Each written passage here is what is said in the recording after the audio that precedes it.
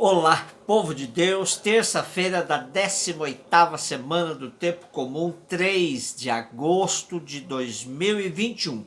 A nossa reflexão de hoje é a partir de Números 12, de 1 a 13 e Mateus 14, de 22 a 36. Naqueles dias, Maria e Arão criticaram Moisés por causa de sua mulher etíope e disseram: acaso o Senhor falou só através de Moisés? Não falou também por meio de nós? E o Senhor ouviu isto. Moisés era um homem muito humilde, mais do que qualquer outro na terra. Então o Senhor disse a Moisés, a Arão e Maria: ide todos os três à tenda da reunião. E eles foram.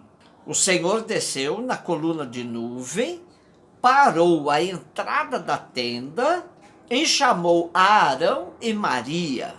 Quando se aproximaram, ele lhes disse: escutai minhas palavras.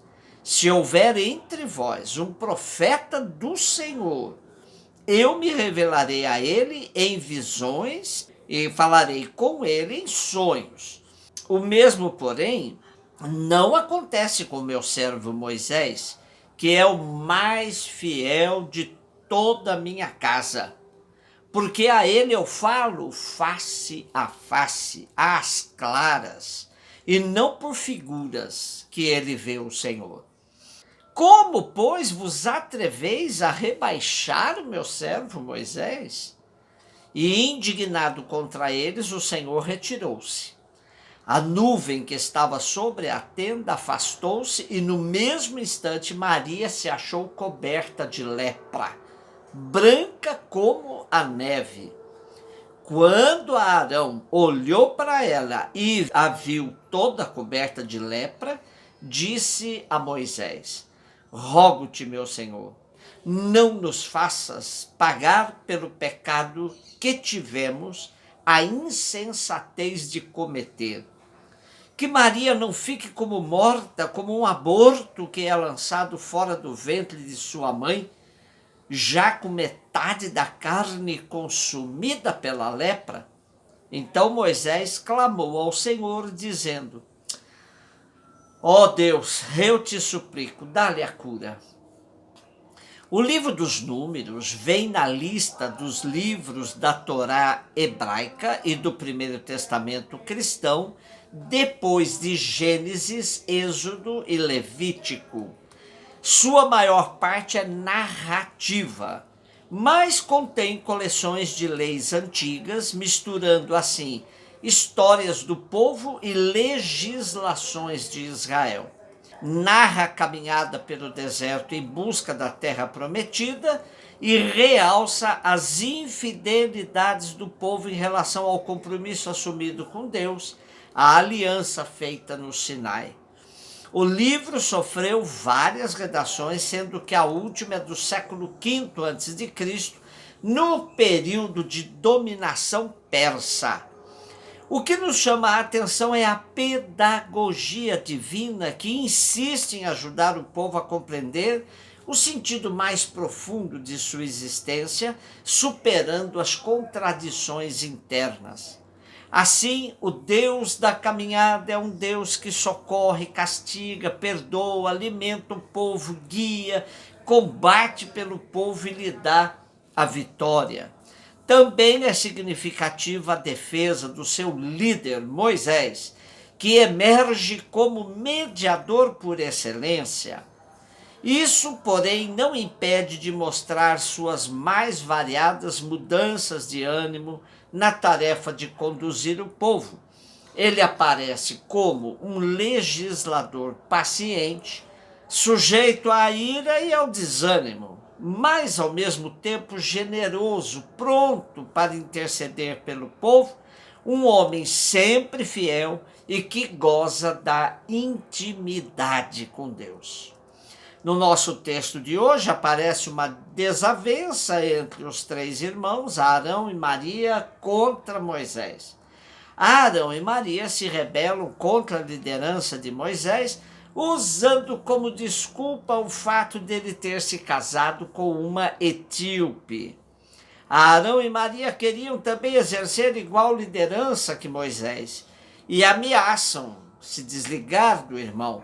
Porém, Deus intervém em favor do seu escolhido Moisés, castiga Maria com uma lepra, o que levou a Arão a reconhecer imediatamente a insensatez que eles tinham cometido e se humilhar diante de Moisés, pedindo-lhe que interviesse junto a Deus para a cura de Maria. Essa história servia para fortalecer a liderança de Moisés junto do povo. Mateus 14, 22, 36. Depois que a multidão comera até saciar-se, Jesus mandou que os discípulos entrassem no barco e seguissem à sua frente para o outro lado do mar, enquanto ele despediria as multidões. Depois de despedi-las, Jesus subiu ao monte para orar a sós. A noite chegou e Jesus continuava ali sozinho. A barca, porém, já longe da terra, era agitada pelas ondas, pois o vento era contrário. Pelas 3 horas da manhã, Jesus veio até os discípulos andando sobre o mar. Quando os discípulos o avistaram andando sobre o mar, ficaram apavorados e disseram: "É um fantasma!" E gritaram de medo. Jesus, porém, logo lhes disse: "Coragem, sou eu, não tenhais medo."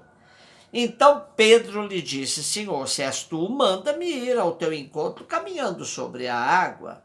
E Jesus respondeu: "Vem, Pedro." Desceu da barca e começou a andar sobre a água em direção a Jesus. Mas quando sentiu o vento, ficou com medo e, começando a afundar, gritou: "Senhor, salva-me." Jesus logo estendeu a mão, segurou Pedro e lhe disse: "Homem fraco na fé, por que duvidaste?" Assim que subiram no barco, o vento se acalmou. Os que estavam no barco prostraram-se diante dele, dizendo: "Verdadeiramente tu és o Filho de Deus."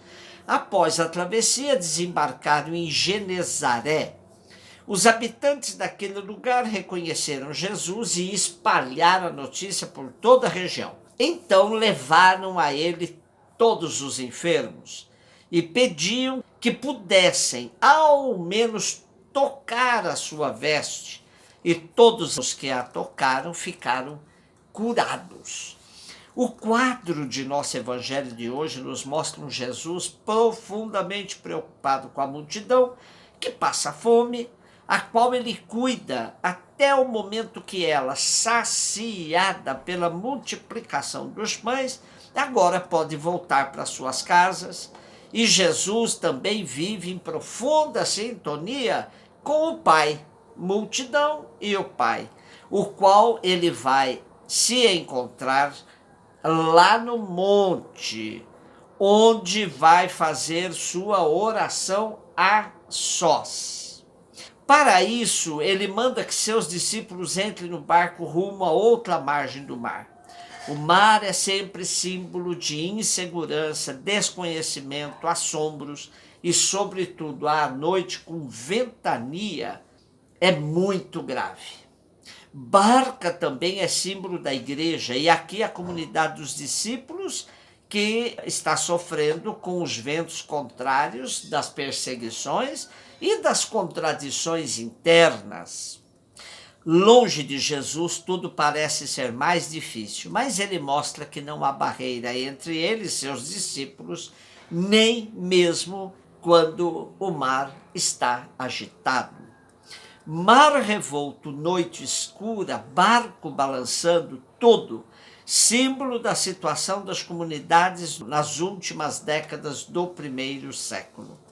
O medo era tanto que os discípulos não reconheceram que Jesus estava presente, assim como não reconheceram que era Jesus que vinha ao encontro deles, caminhando por sobre a água. Daí a importância da memória das palavras de Jesus: coragem, sou eu, não tenhais medo. Essa alerta de Jesus é o suficiente para Pedro arriscar-se, mas sua fé não tinha tanto fôlego e começou a afundar, necessitando do socorro de Jesus, que lhe dá a mão e o traz à tona. Jesus, porém, fala a Pedro que aquilo que serviria para todos os discípulos, para toda a comunidade. Homem fraco na fé, por que duvidaste? Sem Jesus, o barco afunda. Com Jesus, o mar se acalma. Essa é a lição que a comunidade aprende e se transforma na testemunha fiel da presença de Jesus no meio dos cristãos. Verdadeiramente, tu és o Filho de Deus. E, seguindo o barco até as novas margens, Jesus atrai todos os enfermos que necessitam de cura. Para estes, bastava um toque nas vestes de Jesus. Essa experiência dos discípulos é a experiência das primeiras comunidades. Com Jesus, o barco da comunidade não se afunda. Com Jesus, a vida plena se faz em todos os que o buscam, sobretudo para os pobres e enfermos. Um beijo no seu coração.